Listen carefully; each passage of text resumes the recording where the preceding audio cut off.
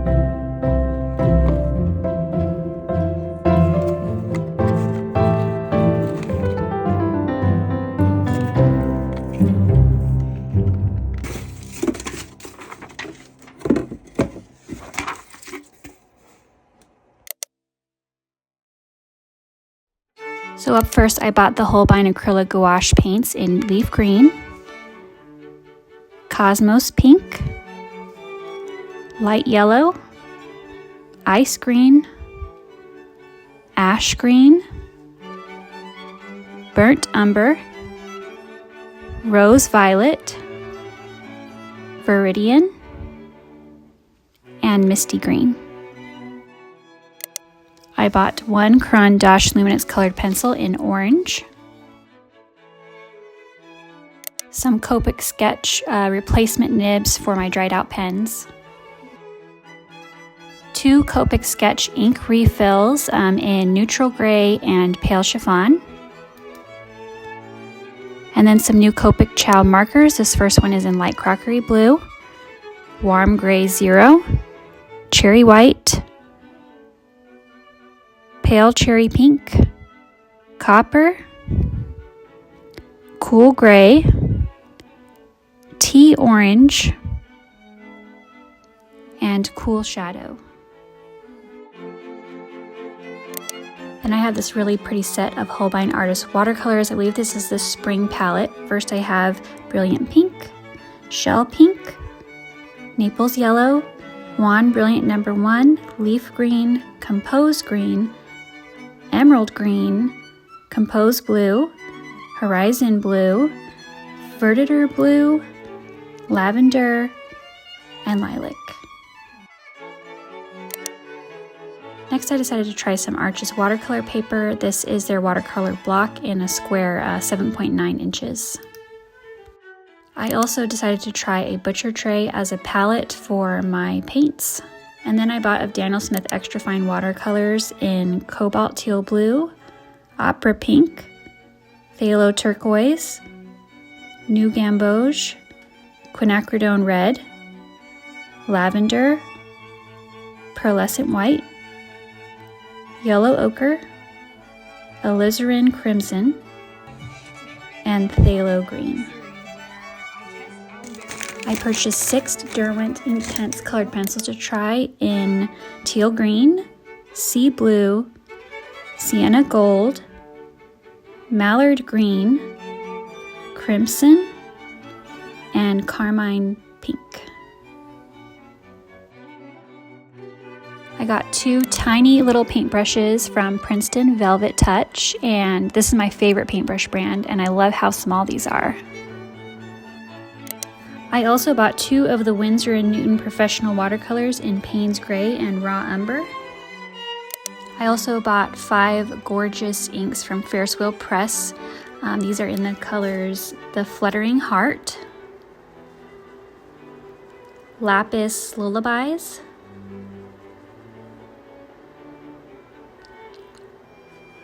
Stroke of Midnight,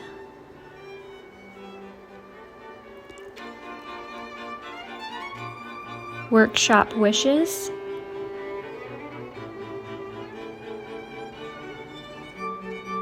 and Adventure Teen. I also got this really cute little watercolor sketchbook from Etchr. It's adorable. I also bought this gorgeous set of Caran Neocolor 2 wax pastels, and they're water soluble, so you can actually use them as a watercolor or as a pastel. I love these colors. I can't wait to experiment with these.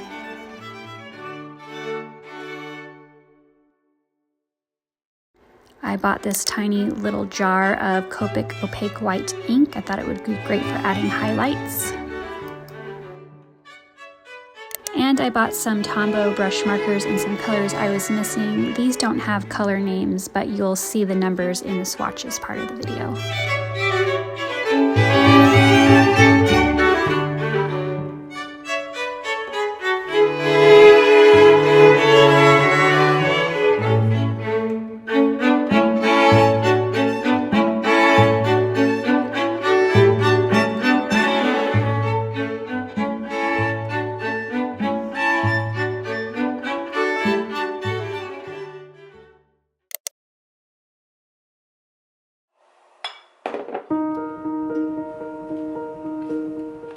So after I opened everything up, I sat down to start swatching some of these colors. I went ahead and got started with the not paint swatches. So I decided to pick up the Copic Ciao markers. I decided to start buying more of the Copic Ciao. Traditionally, I've been buying the Copic Sketch, which are the bigger size. But I've noticed that my Copic sketch markers have a bigger tendency to dry out. I don't know what's happening exactly. I was doing some research online and it looked like maybe there was some cracking happened because of the shape of the Copic sketch pens.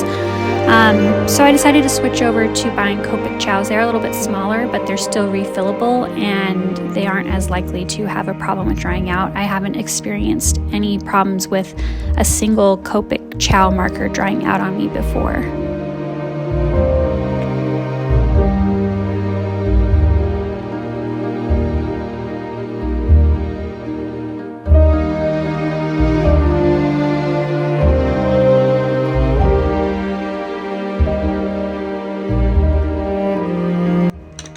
Next, I tested all of the colored pencils that I purchased. I only purchased one of the Luminance pencils because I have a pretty good collection of those already and I was just really missing an orange, so I swatched that. And then I'm trying out these Derwent Inktense colored pencils. These are kind of like watercolor pencils, except they're supposed to be permanent, so you can add water to it and get kind of that watercolor effect with the pencil, but it's supposed to dry like an ink, and so you shouldn't be able to reactivate it once it's dry, which is interesting and it might be kind of nice for some bottom layers when I don't want the water to pick up some of that color when I'm going over it with something else. These are really pretty with the water added. I really liked them.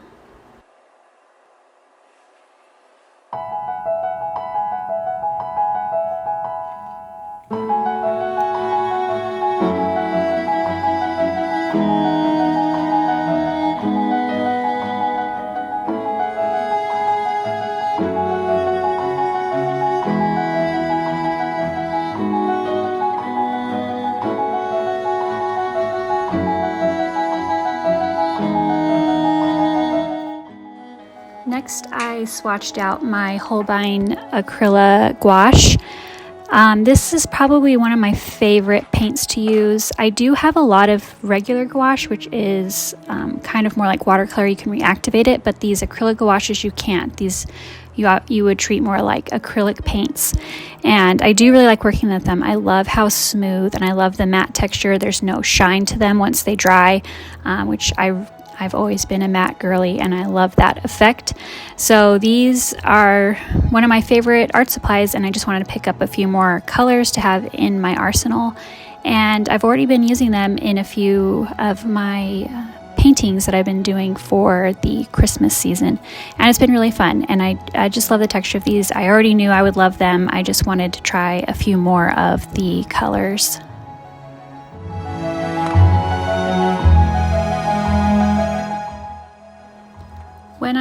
to swatch the Holbein Watercolors. I've never used their watercolors before. I noticed how opaque they were. You really are getting a lot of pigment in these, which I love personally. And even when I added water to them and diluted them, they felt very gouache to me. They didn't feel as watercolory. They were just so much more pigmented and opaque than traditionally I'm used to with watercolors, which I'm not complaining about. I mean, I love gouache, so the fact that these watercolors are giving more of a gouache look, I was actually really excited about. But just something to keep in mind with this really cute spring palette, these watercolors are just very opaque and beautiful. I love them together.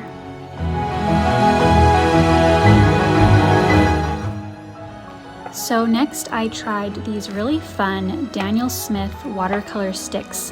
So this is basically the same idea as a watercolor pan, but it's in a stick instead of in a pan. And so you can kind of color with it like as if it was a crayon and then go in with water and turn it into watercolor, or you can spread it on the pan just like I did here and use it just like a normal watercolor and dip your paintbrush into it.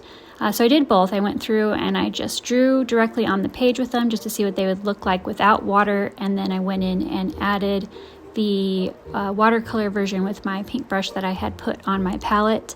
And these are really pretty. I mean, they look exactly like I would expect a good quality watercolor to look. I feel like this is a great option. I feel like you save so much more paint this way than in a tube, especially because sometimes you just can't squeeze all of that product out, and this one you would be able to use to the very bitter end, and I think that's really cool. Also very travel friendly.